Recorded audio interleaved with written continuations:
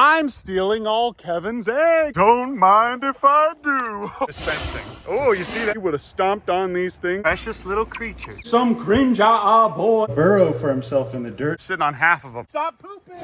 He is just about ready to be released. Good morning, everybody. Today I'm going to show you guys what I do to keep my beavers and capybaras alive. Take a look at this. Oh, this is my son, Gerbeetlebop. He attacks me because he wants to mate with me. Get out of here, son. You guys can see I like to make things as easy as possible for myself, so I keep all this food in this hammock. I have tons of carrots, rodent block, a rat and mouse diet, as you can see, and this little but I just spent till 2 a.m. last night cleaning all the mud out of the wetland filter. Stop pooping.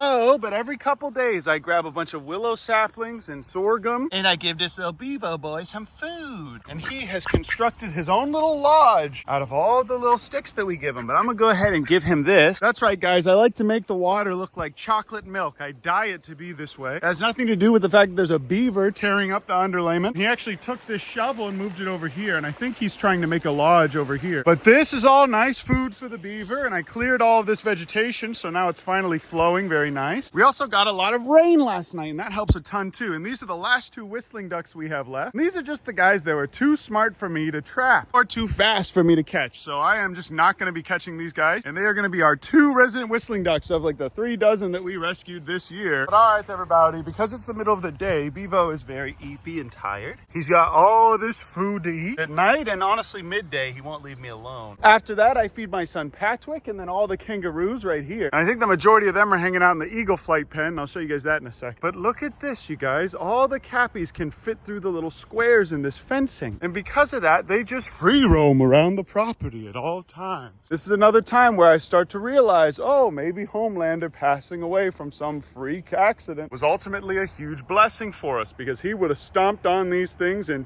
2 seconds, especially if they're wandering around to every paddock, and they are. Basically, these guys bounce between mother to mother, and I think that one of them actually is her legitimate child, because she treats one of these little guys like her own baby. But this guy she hates for some reason, and she's really mean to him, so he will always run back to these other cappies. But these guys all love their Auntie Gort. Also, a friend of mine has another non-releasable Canada goose, so we're going to be able to rehome this one to her as a mate. Although we'll miss this little guy, she'll be much happier over there. Now that we finally got some rain, all these cracks are becoming a little less dangerous every day. But look at that, you guys. You don't want an animal to step in that. And these cringe creatures aren't even sitting on all of their eggs. They're sitting on half of them. And it rained last night, and these guys are just not good at taking care of babies. So today we're going to be harvesting these eggs and doing the rest of the work ourselves, especially if he's been off them for so long, they might not even hatch at this point. But we're going to go ahead and see. Excuse me, Kevin, what do you have under there? Boop, boop, boop, boop, boop. Nothing. He was sitting on nothing. Easy boy. And I'm gonna be sitting on your eggs if you don't like this video. Look at this, you guys. They're just laying these eggs right on the grass here. This is a perfect little spot for them. The issue is when it rains, this is not protected at all. So these are just going to get muddy and nasty, and they won't ever hatch. And then they're going to turn into gas bombs. But why was he just sitting on nothing over to the side? I'm stealing all Kevin's eggs. That's right, you guys. I'm taking all Kevin's eggs, and these are going to be my gifts to friends, because after they get rained on, they are not going to hatch. Look at that, you guys. And the cappies were just a second ago walking in the water over here. Can't wait for this to fill up again in the fall so these guys can swim. Look how precious these little fellas are, and they're already eating all of this grass. But that's it. I'm sick of this place. I need to go to Florida to trade these eggs. We could eat or incubate all these eggs, but I know an old shaman in South Florida that would trade us 40 cane toads for each egg. Let's go see him. But first, I'm just going to cover these up, you guys. We need to make sure that they don't break at all. I've got enough quail in my quail farm here to feed Boo Boo for the entire time that I'm gone, which is only going to be a couple days because I can never leave for longer than that or things will die. Low-key, I'm expecting something to die in the 3 days I'm gone. I've got a lot of little quail living in here. And every day, our staff can just give 1, 2, or maybe even 3 quail to Boo Boo. And as sad as it is, that guy is just about ready to go back to the wild. He is just eating live animals at this point. I'm going to be rehoming this little creature to the shaman. Actually, know a couple beautiful old shamans that would love this skink to eat. They put it in their potion. This little blue-tongued skink that some cringe boy gave us. And he is going to be going to an amazing friend of mine, beautiful old man who's a shaman in South Florida. I'm going to go ahead and put this beautiful skink here, and we're going to take him right to Florida. But just look at this big boy, you guys. And he's been doing just fine in here, but I want to move him out of here. And I'd love to give this guy to the African bullfrog to be friends. I feel like those two cringe amphibians would fight. This is my temporary setup for him in here. This is all he needs. It stays nice and humid in here at all times. And 84 degrees. Now I have about 5 sulcata tortoises that people have surrendered to us. The Master Oogway is still our precious little patriarch sulcata. He's always going to be the big honcho here. Uncle Ben, what do you feed all these cringe cappy blappies? Because it's raining, I'm not going to give them more food right now. But they eat the hay and the grass everywhere. Now that it's raining again, I honestly might not even need to supplement their diet, except with maybe a little bit of vitamin C. These guys get all the food they need, and on occasion, I'll give them a little watermelon or pineapple or something to just supplement their vitamin C. But they can't be eating food every day. That's just on special occasions and for the Capybara Mukbang channel. We're going to be filming some baby clappy blappy mukbangs pretty soon. Look at these majestic creatures. Oh, and look, he's already eating the grass. But that's it, you guys. I'm sick of this. I'm heading over to Florida so we can give that old shaman those eggs. Oops, siren going by. But every time a siren goes by, you guys, Boo Boo will scream. Every time an ambulance drives by, he'll just go, oh.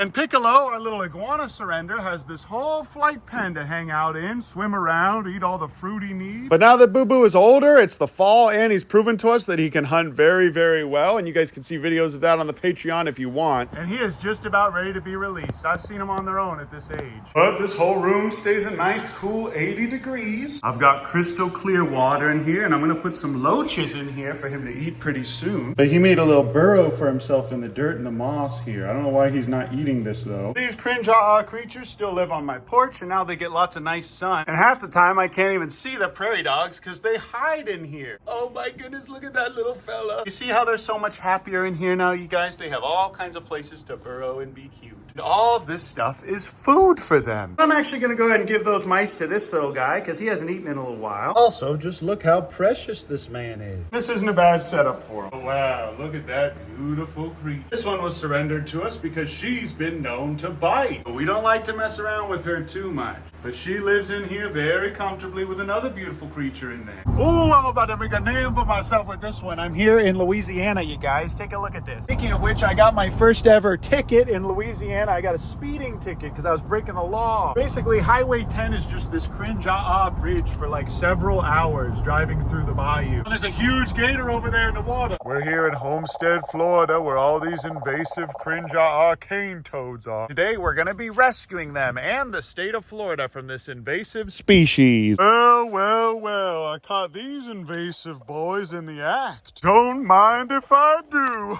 Looks like you two are going in the bag with the rest of the toads. All right, everybody, I'm here at my cane toad dealer's place, and today I'm going to be trading all of these eggs for precious little cane toads. These guys run about 40-50 cane toads a pop, but this is Blake's cane toad farm. All of these animals are for feeding his cane toads. Oh yeah. They do eat the capybara poop. They are, and this is a beautiful little wetland filter that he has for his little ducks and the cappies. But well, and these actually aren't being farmed here, you guys. These are just random cane toads that are in here with his turtles. As you guys can see, they love hopping from little enclosure to enclosure, eating all the turtles' food. But he's got a lot of little turtles in here that he's hatching. But look at this, you guys. This big boy was underneath this tub. There he is. Look at this big, beautiful cane toad. All right, sir, you've earned this egg. Thank you, sir. Thank you very much. All right, everybody. These are the nice little females. We have a little guy that won't let go of this one. He is very, very determined. These are all the males that we rescued, and we're going to relocate them to where they're actually native in the U.S. Which is exclusively South Texas, and we might even catch some rattlesnakes for you boys. Oh my goodness! These guys look just like our little baby. This is Blake's otter set up for his Asian small-clawed otters, and we don't need any permits to own these in the state of Texas. He's got a beautiful little wetland filter set up here that's just like the aquascape stuff that we have. It's designed just for these precious little creatures. And these guys are basically the Asian smaller version of our river otters that we showed you guys recently. But these are not native, so they can't be released to the wild. But this is his cassowary setup now, you guys. Take a look look at this. These guys are a little smaller than my buddy Mike's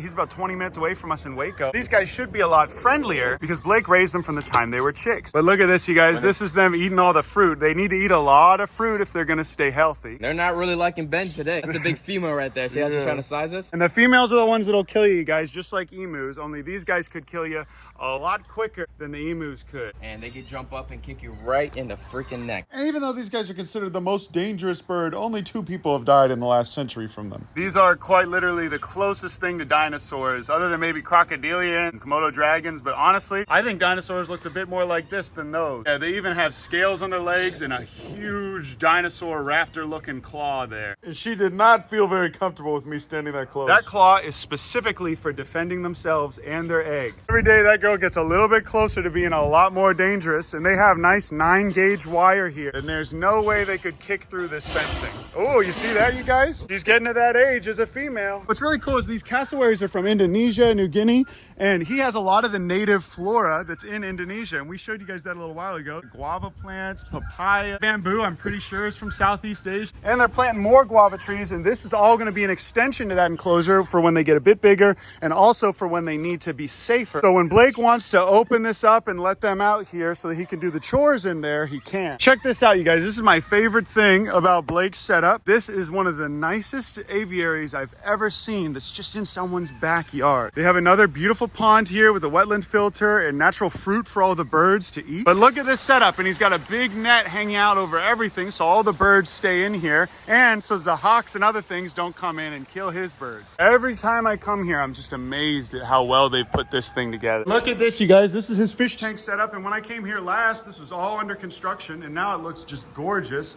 And he's starting a quail farm. This is his commercial grade quail farm where he'll take the quail, freeze them, and he'll sell them to people as feeders. We ship these guys all around the United States, Blake's Exotic Feeders. And I might have to bring some home. And this is my favorite creature at Blake's Exotic Animal. No! Look at this beautiful little broody girl, and she's doing a great job of protecting her little eggs. After that, my car and all my toads got stuck in a ditch. Will Uncle Ben and his toads survive? Tune in next time to find out. But I love you guys. I appreciate you. Thanks so much for watching this video. And I'll see you guys in the next video. Ooh, almost forgot to tell you.